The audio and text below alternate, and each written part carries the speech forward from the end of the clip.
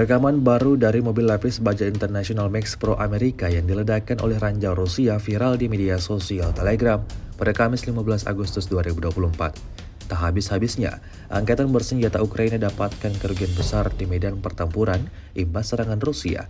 Setiap pekannya ada saja peralatan militer Ukraina yang musnah diterjang serangan Rusia. Baru-baru ini di wilayah Belgorod, militer Ukraina mencoba menerobos ke pos pemeriksaan pasukan Rusia. Namun rencana tersebut seketika gagal saat peralatan militer Ukraina melintasi ranjau yang telah dipasang militer Rusia. Akibatnya, seperti yang terlihat dalam rekaman, ledakan dahsyat terjadi pada mobil lapis baja International Max Pro Amerika.